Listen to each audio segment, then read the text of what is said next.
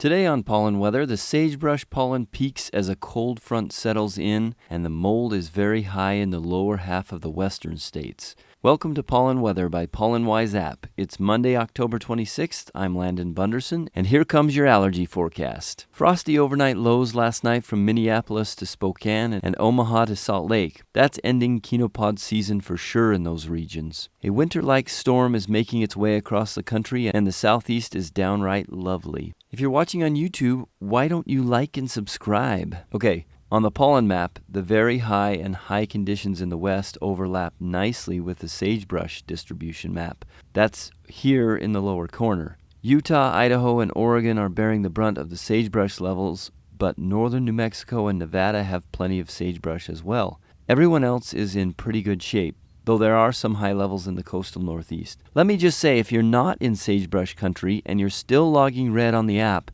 make sure you know what you're allergic to. Click that link below the video and get tested. The mold map is not quite as comforting as the pollen map. A mold count of 100 in the greater Boston area is forecasted today. Look out. Oklahoma and Missouri aren't great with a pair of 75s, and the lower half of the western states have a lot of 70s, 80s, and 90s. We're just going to keep watching this as the season progresses. I don't know what to expect as we move into November. Here are the air quality maps. California is still burning, and some of you have lost power thanks to a safety measure from the power companies.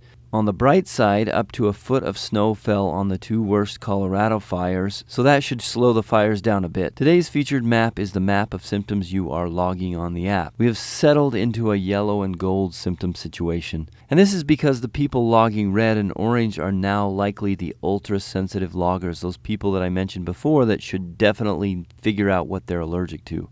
Then there are some greens, but a lot of our less sensitive people who would be logging greens have basically gone on vacation from their allergies for the winter, so they're not logging at all. Anyway, that's it for Monday. Thanks for listening. If you want to rewatch something, jump onto YouTube on the Pollen Channel. If you're on YouTube, check out the Pollen Wise app, the only place for real hourly pollen and mold counts.